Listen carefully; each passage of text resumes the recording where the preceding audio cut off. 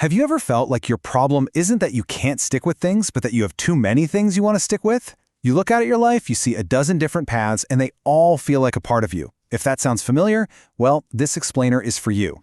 We're going to talk about a career strategy designed for people with way too many interests. Right? It's not that you're afraid of the work, you're just paralyzed by the choice. And that is a very real and, let's be honest, a very frustrating place to be. Your issue isn't a lack of grit, it's an abundance of curiosity. So what in the world are you supposed to do when you want to commit to everything at once? This quote just hits the nail on the head, doesn't it? It's what the author Barbara Sher calls the scanner's dilemma. That's someone with this intense curiosity about a ton of unrelated subjects. You see potential absolutely everywhere, but the sheer number of options just leaves you standing still. It's this quiet anxiety that so many incredibly creative people deal with. So here's our game plan. We're going to dismantle that anxiety with a clear 5-part strategy. First, we'll really define the problem in the scanner's dilemma. Then, we'll look at how the world of work is changing.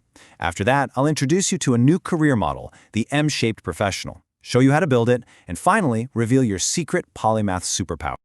Okay, first up, the scanner's dilemma. This section is all about that feeling, that nagging sense that your greatest strength, your endless curiosity, is somehow also your biggest weakness. Let's dig into that. You know, society even has a word for people like us. And let's be real, it's not always a flattering one. Dilettante. And it usually comes with that old, tired saying, a jack of all trades, master of none. That label can feel really heavy, like you lack focus or you're just not serious. And that's exactly where the anxiety comes from, right? It's this internal battle where the very thing that makes you feel alive and excited about the world is framed as some kind of professional flaw. Well, today, we are going to completely rewrite that story. So let's move on to our second section, because we need to talk about how the world itself is changing. The old career advice is just not working anymore, because the environment we're all operating in is fundamentally different than it was even a generation ago. Okay, to get why the old advice is failing, you have to understand the difference between kind and wicked environments.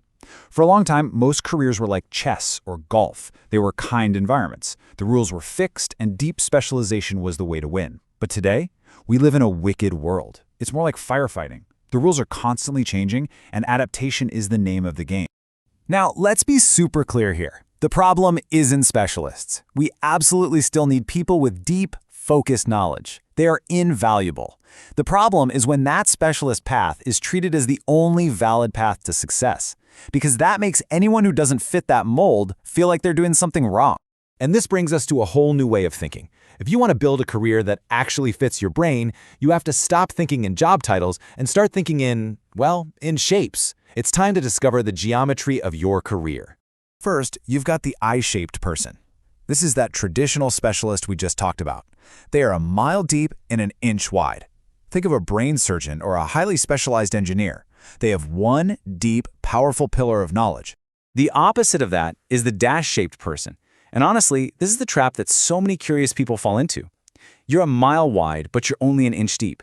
You know a little bit about a lot of things, but because you don't have a solid foundation, it creates a ton of anxiety. It feels like you have no real ground to stand on. But here's the game changer. There's a third incredibly powerful shape, the M-shaped professional, the polymath. So imagine you build one deep pillar in, say, data science. Then you spend some time and build a second deep pillar in storytelling. Now all your other interests, psychology, history, design, they form the connecting bar across the top. And suddenly, you're not a distracted data scientist. You are the rare, super valuable person who can take complex data and turn it into a story that a CEO can actually understand and act on. That combination, that is a superpower. So this M-shape idea sounds pretty cool, right? But how do you actually build one? This isn't just a mindset, it's a real strategy. So let's break down the practical 3-part approach to making this happen. The whole strategy really boils down to 3 key parts: serial mastery, using what we'll call the stable job, and building an external system. Let's take them one by one. First up is serial mastery. Look, you can't build all your pillars at once. That just leads right back to that shallow dash shape. Instead, you pick one pillar and you commit to it for a season, maybe 6 months, maybe 18. You're not choosing for life, just for now.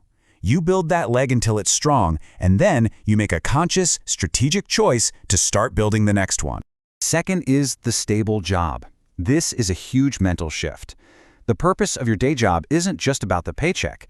Think of it as a strategic asset that gives you stability. A job that doesn't drain every ounce of your mental energy, kind of like Einstein working as a patent clerk, leaves you with a surplus of your most valuable resource, brain power, and you can then invest that energy into building your other pillars. And the final piece of the puzzle is an external system. I love this idea. Your mind is an idea factory, not a warehouse.